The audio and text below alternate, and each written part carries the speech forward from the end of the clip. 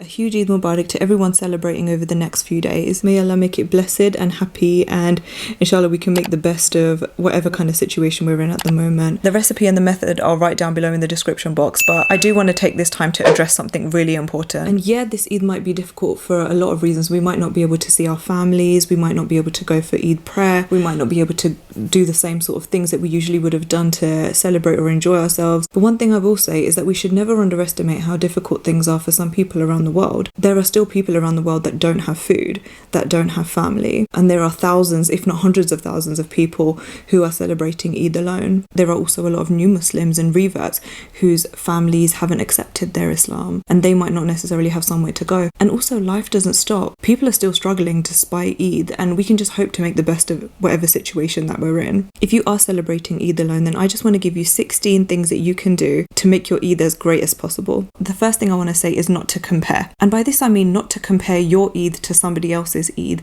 and also not to compare this Eid to the last Eid, or maybe even in future ones, inshallah. Every Eid isn't going to be the same. Throughout our lifetimes we're going to have some great days and some not so great. And also you might look around you and see people who are celebrating with families or in crowds, and from that you might feel a bit of envy. But never forget the saying that people can still be alone in a crowd.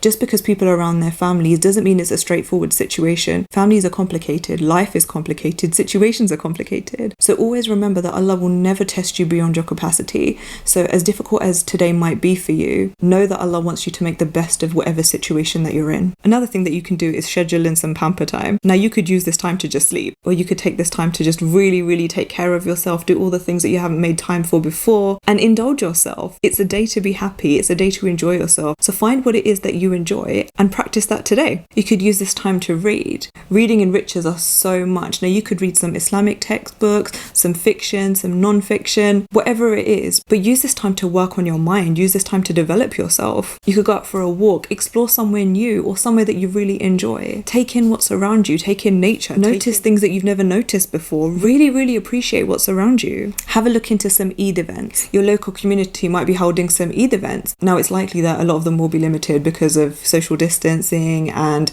lockdown. So look into your local community, but also look digitally. I know that there's a lot of online Zoom meetings that are happening for people that are suffering or people that are experiencing Eid alone. So have a look online and see if there's anything that interests you there too. Learn lessons from the story of Eid. Really understand why we're celebrating this Eid.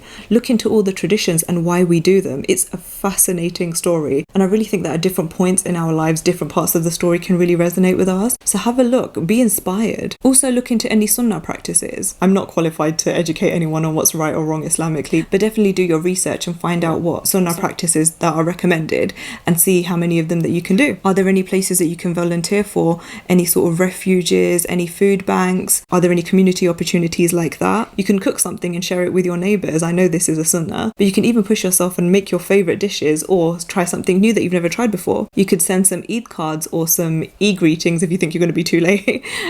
You could take this time to do some zikr as well. Take this time in worship. At the end of the day, it is a blessed day. So where you might not be able to attend Eid prayer, is this something that you can do virtually? Are there any other religious practices that you can do? Can never do too much dhikr, really. Another thing I'd say is use this time to plan your life. If there's something you're not happy with, if there's something that you think could be better in your life, if there's an area of weakness, then write that down. Work out where it is that you want to see your life going, and use this time to, number one, pray on it, of course, but also devise an action plan. So with each area of your life, write down what it is that you want to change, and for each thing that you write, list 4 to 5 things that you can do to start achieving them. Then next to these things, in order of easiest to most difficult, write plan A, plan B, plan C, plan D, etc. If you can think of more options, then even better, but if you can't, try to at least think of 4 to 5, and then work out how you can start making small changes today to work towards your goals. What a great day to do it, and what a great reason. Lockdown is easing, and of course this does depend on what part of the world you're in. Visit some friends or visit some family, or